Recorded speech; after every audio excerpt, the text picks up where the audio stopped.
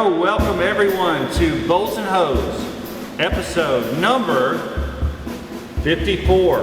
Is it 54? Yes, it is. No way, it's 53. We've already done 53. Really? Episode 54 is in the building.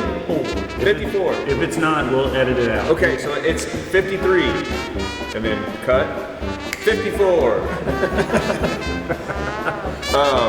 So we got a third Bolts and Hoser in the building today. Welcome. Danny Morgan is in the building. Welcome, Our Danny. honored guest, Daniel Morgan. Is it Daniel or Danny? Daniel. Daniel is the maiden name. Okay. It's Daniel Gwynn Gordon. Or Morgan, sorry. Right? Isn't it Gwynn? No. No. Where did I get I'm that? not sure. I don't know. It's not even close to We were like looking up people's Michael. names. Michael. When they grew up, your name was Danny growing up, right? Yes. And it just stuck. Yeah. I've always been fascinated by that because, you know, like when kids grow up, their name is Billy or Tommy or whatever, but then they eventually change it to Bill or Tom. My grandpa was Dan, so, you know, it was like I was Danny, grandpa was Dan. Oh, there you go. And then you little separation there. Yeah, that makes sense. DJ. I like Danny. It's a great name. Daniel Jr. Does anyone ever call you Junior? Or were you not a No, junior? I wasn't. You know, the most interesting thing is people call like the name Trey. I never really got that. But you know, people whose name is Trey, it's usually not Trey. It's usually they're the third. And people just call them Trey. Yeah. So if you ever meet a Trey, you can ask like, what's your real name? And they'll be like, it's Larry. I'm Larry the third, so they call me Trey. No, I know a couple Treys, but I've never. You should ask them. Yeah, if they're the third, they call him Trey. Trey. Trey did. I did confirm we are on episode 54. 54, everybody. Welcome to Patriot Bolt. Cheers to episode 54. 54. Bolts and Hose. The Colonel. We're drinking the Colonel. E.H. Taylor. E.H. Taylor. The Colonel. Have you ever had E.H. Taylor? Never had. Fucking Yours delicious. will love this. Yeah, it's like fucking candy. In your mouth. It's good. It is delicious. Where else is candy? I don't know. I mean, people do crazy shit with candy all the time. I don't know. I mean, you tell me. What do you do with your candy? I eat candy. Everyone leave a comment and let us know what you do with your candy. Here we go again. So let's talk a little bit about Danny. Danny Morgan. So Danny is, I think, our newest hire, right? The newest hire, yes, but Well, we have another new hire too. So I don't know who's newer, Patricia or Danny. about the same time. About the same Let's call time. them the same. Yeah. But so Danny came in town this week doing some training.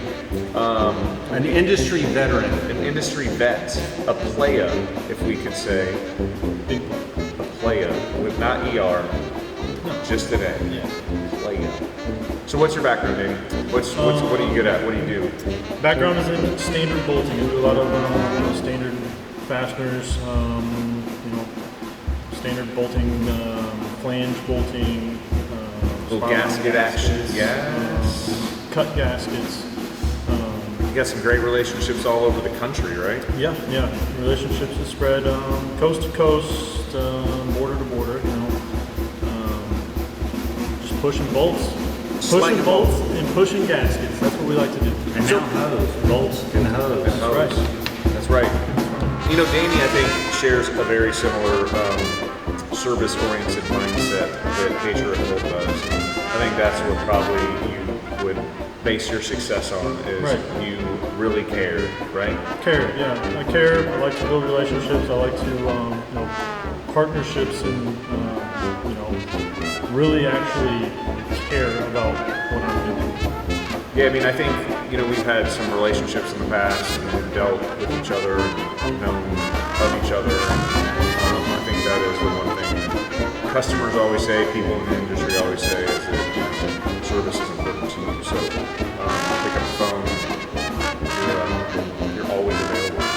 So, I think it fits in with what we're doing. So, Danny's going to be running a branch for us up in Indiana, kind of making the Midwest the hub for him and going chasing all sorts of business. Not even necessarily in the Midwest, right? I mean, we're going to have the place up there, but just chasing business wherever you can and moving metal across the country, across the world too. Across the world, yeah. Find some business in Australia and South America and Wherever. Israel, Trinidad. Wherever Guyana. it's at. Yeah. So welcome, Danny. We're excited to have you on Team Patriot. I am excited to be aboard. Yes, sir.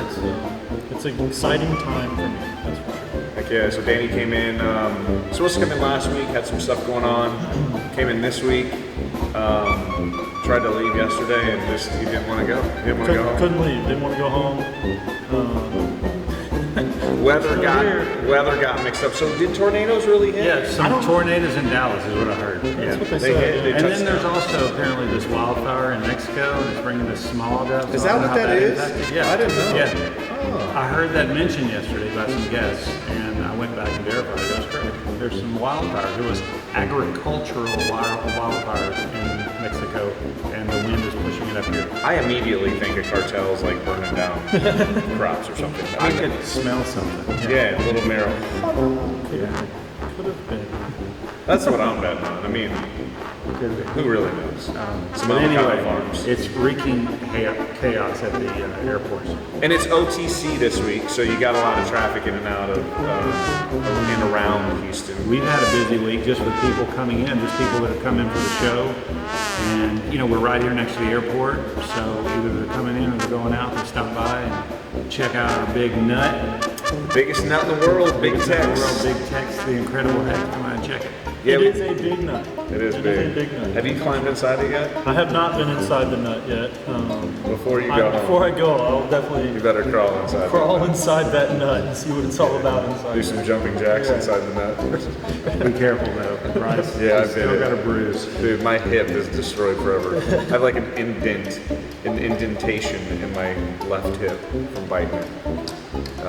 Ugly. Yeah, a lot of traffic, man. There's a lot of vendors and customers and just a lot of people in town for OTC. And I think the overall consensus is it's all but done. I mean, The show is the not show that great. is not what it used to be. I mean, back in the day, it was the place to be. It was amazing. I mean, you had all these parties at night. I mean, it got crazy. Yes, that was absolutely wild, but just from a networking event, I mean, everyone was there. It was just a place where you learned new technologies, you got to see everybody in the industry from raw material to, services to equipment to, everybody was there. And now it's I mean, think, a little COVID crazy. definitely took a big chunk out of it, and the expectation was it's going to recover eventually, and it just really hasn't ever got hasn't. back to its heyday anywhere even close. As a matter of fact, they just had it pared down to one building, even smaller than it was last year. Yeah. So they used to be in every building in NRG Park as well as the outside section, It's sad times. and it's not even there. It's sad times.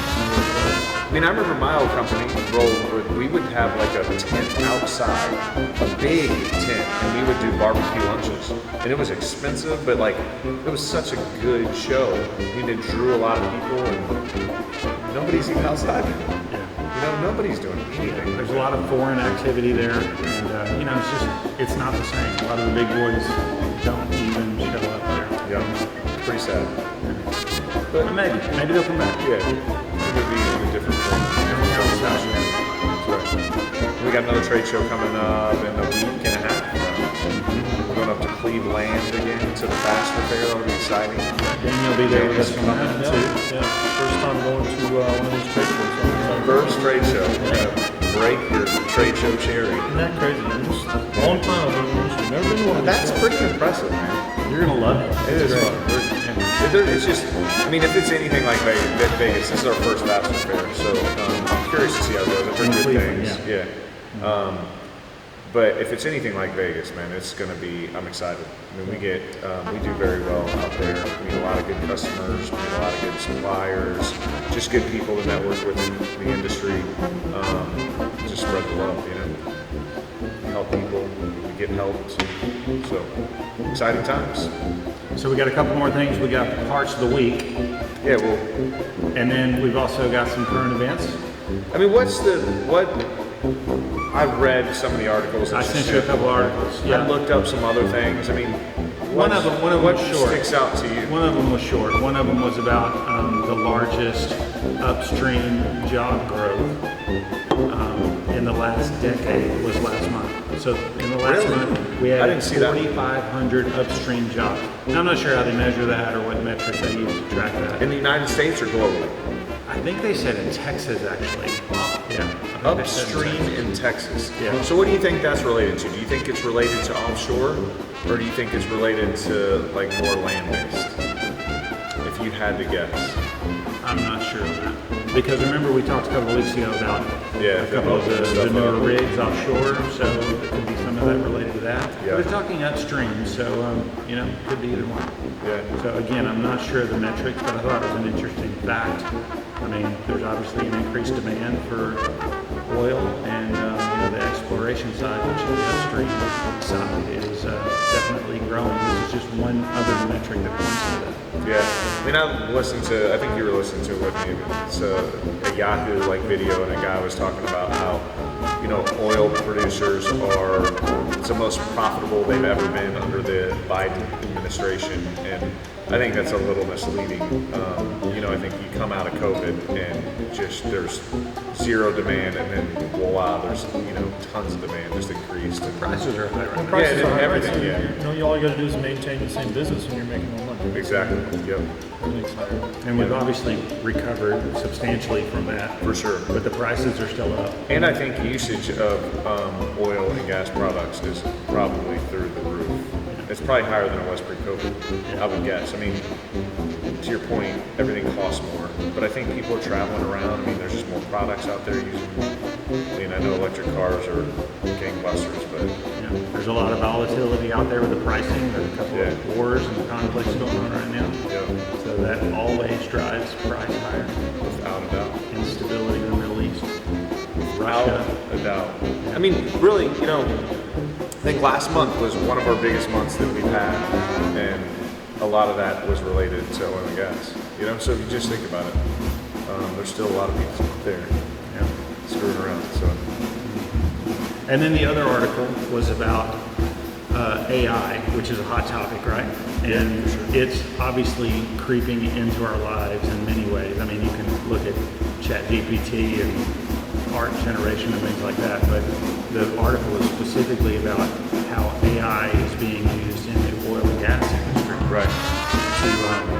to basically supplement human interaction. So basically monitoring equipment, rather than a human monitoring that, they're using computer models to look at that to prevent failures, to track valve activity. There's a lot of different things that they use it for, but specifically for oil and gas, using it, we're obviously, decade or a couple of decades away from really true AI type thing, but we're certainly making progress. I mean, they were just talking about sending robots and shit into tanks, for closed, confined spaces, which is always a very dangerous situation. In any kind of confined space, right? You don't know exactly, levels of hydrogen or H2S or whatever, right? So, using AI and robots to go in there and monitor that and cleaning that type of situation, I mean, way safer. So it was an interesting article. I think it's definitely gonna affect things. I mean, without a doubt. But there's always gonna be a need for people. There's always gonna be a need for common sense, for just the eyeball and the touch. I think For sure. right. Yeah. I mean, you just can't recreate the creativity and the fight that a human has. Some humans. Some humans, some are a complete waste of time, but they lose anyway, so fuck them. I'm sorry. Don't believe that one. I think that's why the U.S. is such a great place, because you have a group of people that are not talented, they have no drive, and they're just going to sit back and do whatever they want, and collect government money, and be who they are. But it just opens way more doors for people who want to go out there and make a living. You know what I'm saying? Survival of the fittest. Yeah, without a doubt. And so you can go out there and do whatever you want. You can go out and hustle a business. You can go out and create something from nothing. If you just go out and do it, if you have some drive, you're going to fail and then get up and do it again, and you fail again, do it again, and then you fail enough, you're going to succeed. Eventually you will succeed. Right? That's why baseball is such a great sport. The greatest baseball players, they fail 7 out of 10 times. And they're still great. Right? Yeah. Hall of Fame, that's right. Speaking of the Astros, So we got an eclectic group they here. won last night though, right? Yeah, they can take it. So Chris is not, I don't even consider you an Astros fan because I don't think you know what, I'll follow them. what does RBI stand for? Runners batted in. There we go. Okay. That's I mean, that's an easy one. You could have stumped me a little bit. I gave you an easy one. That was an easy one. So we'll say Chris is an Astros fan. Danny is a Yankees fan. rough week there. I didn't know this. Rough really. week there. And then Cubs here. So, Danny's a Yankees fan. I think that's fairly normal because Indianapolis doesn't have a baseball team. Correct.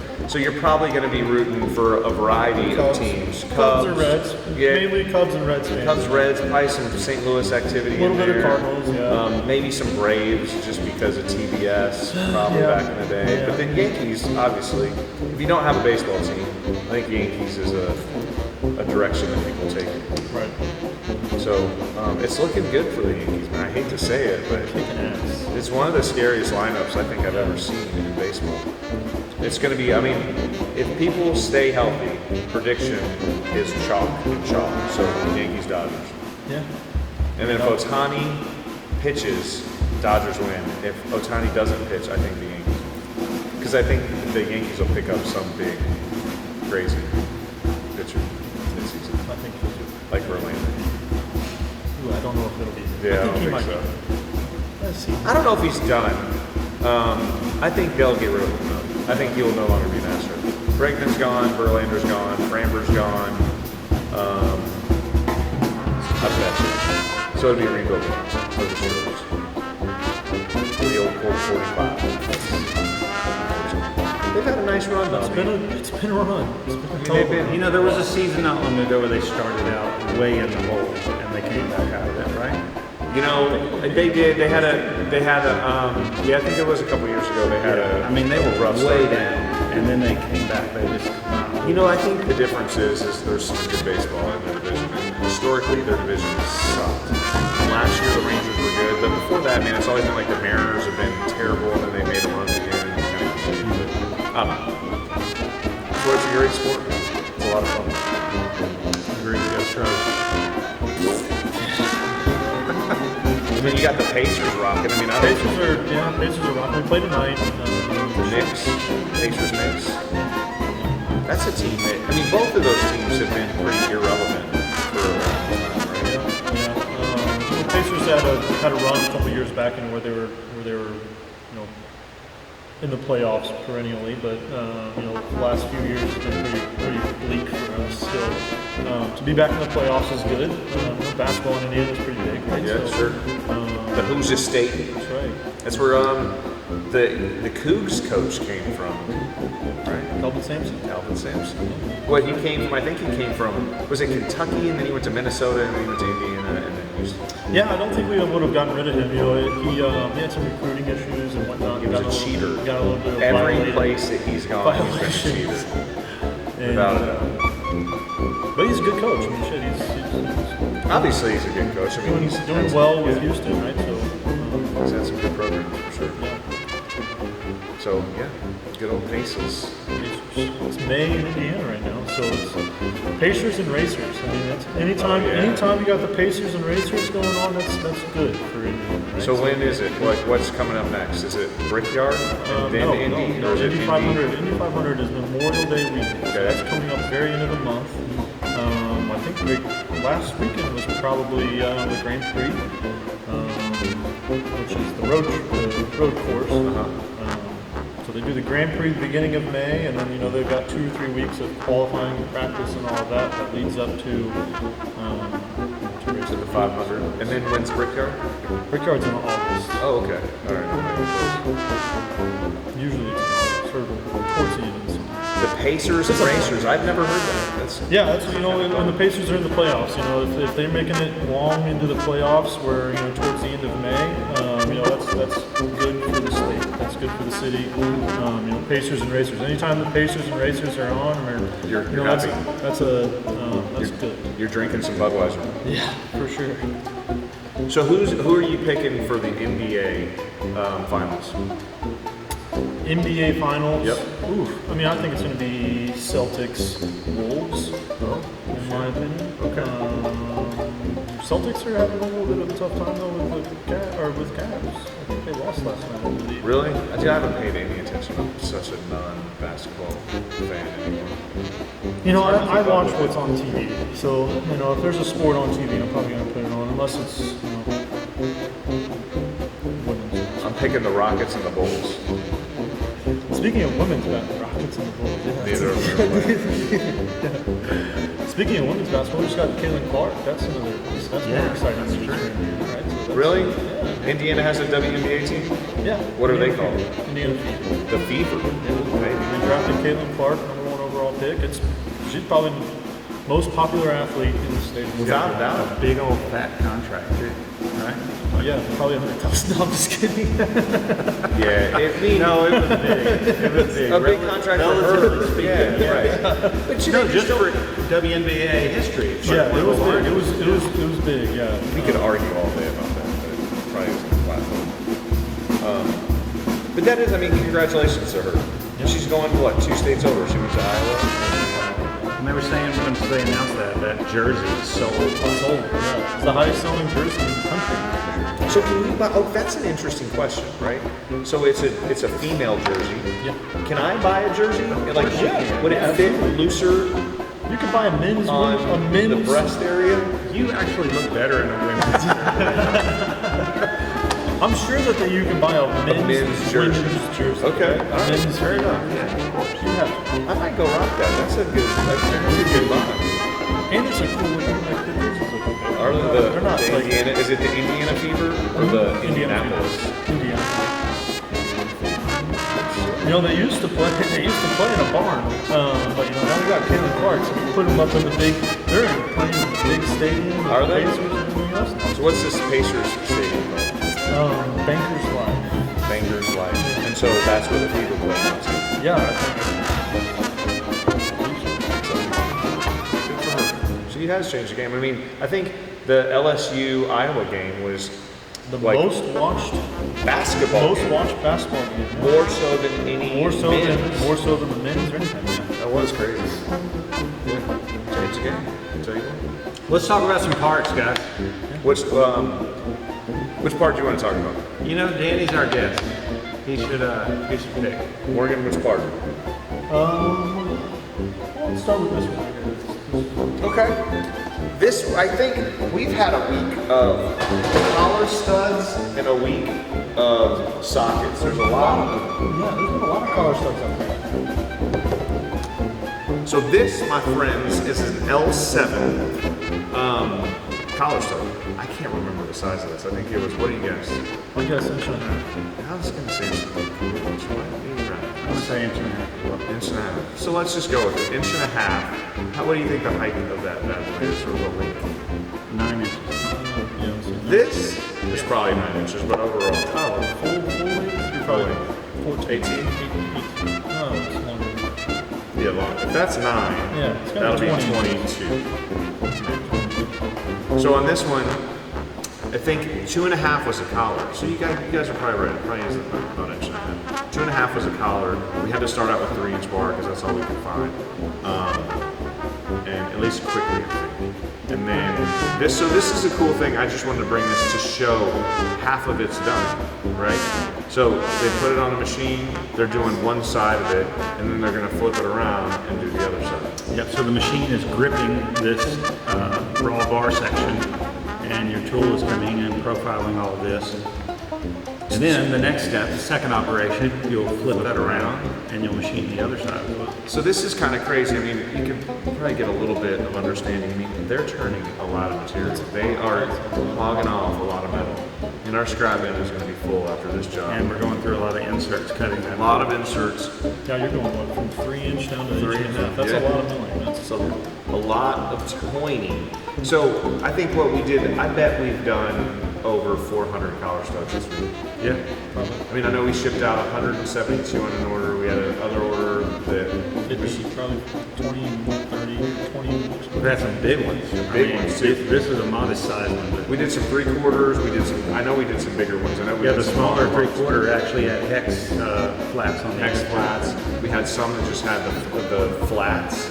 I think they had 2-inch flats or it was 4-inch flats. I can't remember. But it's been a week of college, man. Tons of them. It's been kind of crazy. So I always like to show parts that are half done, just because you can kind of see the operation a little bit better. So I think it's a lot of metal. It's a lot of metal. So on that same note, you want to go with the other part that is not fully done? Yeah. What do you think of that, man? That is crazy looking part. So speaking of hogging off lots of metal, so this will eventually be an eye bolt, a rod end.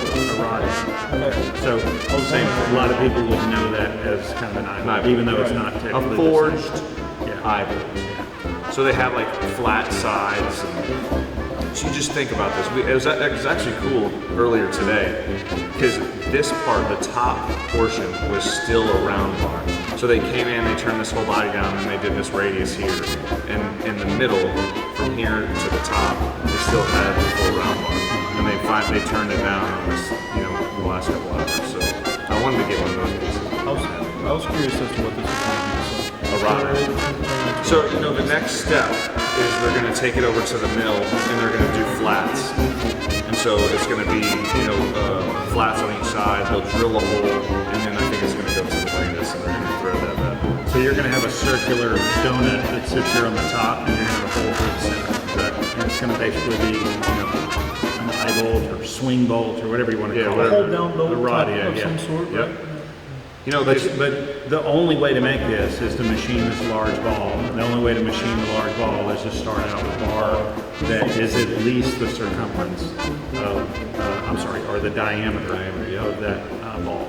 Yep. It's a lot of machine time on this. The easiest, most economical way to do this is forging, obviously. But this was a pretty hot inquiry. This is only a handful of pieces. I think they're only running 2 of these pieces, and they need them about 3 days. So. Most sane people would forge that, but that's a lot of time and effort and setup for a small quantity of pieces. So in order to do it quickly, you have to machine it from a bar like this. B16, Bay, DSC6, 4140 with a little splash of vanadium. A little sprinkle. A little sprinkle of vanadium. Vanadium. Yeah, exactly. What does vanadium do? Why would they put vanadium in 4140? What's the benefit? If you were to look at the strength of that material at elevated temperature, B7, which is the same chemistry without vanadium, would get very weak at the elevated temperature. That small sprinkling of vanadium allows it to maintain that strength at an elevated temperature. So what are the temperatures? It's a curve, obviously, so at various temperatures, but if you tested it up to 800 degrees, it would maintain a higher strength than B7 would at 800 degrees. 800 is the I don't know what that is, but it'll fall off. It takes it to 800. I think it's to 800 to 950 is when that's kind of I think that's a max. But that's the thing that always surprises me is there's really 150 degrees is the big difference between the two. But if you're in a refinery and you're looking for that little additional safety factor, then you will make the choice. And it's not that. I mean, it's a little more expensive, 16. but it's not that much more expensive. No. It's just a little harder to find, especially a round bar. You can find all thread rod, all day, every day. But to find round bar, especially big diameter round bar. So to finish that out, once you machine the profile, you drill the head, and you've got the rod end piece. You've got to thread the section that Bryce is holding. It's funny, whenever we run these, one always comes up missing, and we found the stash in the back of Bryce's car. Bryce's car, yeah. I don't know what he's doing with it. I don't know. So B16 still 4140 material, correct? I mean, it's Yep. the same Just thing. amazing. It's the only difference. So it just gives it a little bit more strength. It's temperature. And you know, I went out there today. I went out to the shop, and we are running a shitload of sockets. Yeah, our mill has been loaded up. I was blown away. I didn't realize we were running so many sockets. So we had some smaller ones. I almost grabbed the smaller one because there's some smaller C276 sockets that were running. But then these were right next to it. That's going to be a stainless steel, right? Smell it. Oh, Oh, it's class 2. What do you think, Dave? I'm thinking that's. K500 is right. Your nose. It does look. I'm looking at the finish on the inside. It does look discolored. It looks really cool. K500. Those are no nails. Those are awesome. Little Koopa nickel. That is sexy. It's a cool part. So 1.5", 6. So coarse thread, 1.5", 6 socket caps for the K500. It's a cool part. How many pieces is that? We had quite a few of those. There's a lot. I don't know. I didn't check out the farm, but it's a lot of parts. That's on the mill as we speak. You're not going to find that on Is the there still shelf. millions to do on this on the next? No, Or is no, that's done? That is completed. So the next step is they'll just go to the stand the market K500. There might be, you know, occasionally K5 is you'll have like a mil spec or something. They want part numbers or numbers or something, you know, special marked on it. But yeah, so they'll put our manufacturer code ONXQ and K500. Call that a Well, day, they look baby. good, I'll tell you that. It's a sexy part, man. Yeah, I mean, that's. I hope we charge a lot of money for that. That's a good order. Yeah, because it's a very special outlet. It's expensive. It's not the easiest to machine. It's a big diameter. A lot of operation there on the turning, threading, milling. It's a part. Well, good job on grabbing the parts, Bryce. That was a nice spread. A nice spread. You like that spread? It's a nice Oh, spread. yes, you do. So yeah, it's been an exciting week. I feel like the week flew by. It did, I think, yeah. We had the floods, so you know next week I know we were going to do the PVF golf outing on Monday. That got canceled or at least postponed. Pushed back. Yeah, we haven't announced the new date yet. Kingwood Country Club, Kingwood Country Club is underwater. It's still wet. It's still wet. I think it was just way too wet. And We then got another customer golf game. customer golf outing on Friday at Golf Club of Houston, the old Redstone. That'll be fun event. And then the following Hopefully week, it's dried out enough by then. I think it will. I mean, did you We're see how hot supposed, it we're is supposed to out get there? a pretty good rain this weekend. Are we? Sunday, it's supposed to rain. It's supposed to be very wet. Okay. Well, A washout is what they're calling a it. washout. We just need some sun. Houston dries up Houston's really gonna get dry, let me tell you. It dries out really fast. So, I think That's good. it's a good episode 54. 54. Danny, thanks for joining us, man. Yeah, absolutely. Safe travels back to Indiana. Yeah. We look forward to you selling some products. I look forward to some Heck yeah, man. Heck slinging yeah. some bolts. Slanging. Don't forget about the hose, baby. Oh, I never forget about the hose. Can't forget about the hose. So we are different area codes. a lot of area codes. I mean, we're going to be moving hose in a lot of area codes. A lot. So, I mean, Alex is kicking butt over there too. I mean, He's busy, man. he is busy. He's finally starting to make some money. Finally starting to get out of bed and do something. Let's not get carried away. No, he's doing well. Making lots of hose. Lots of hose. All right, fellas. All right, guys. Have a good weekend. Bolts and hose, like, comment, share. Here. 54. Cheers. 54. Studio 54.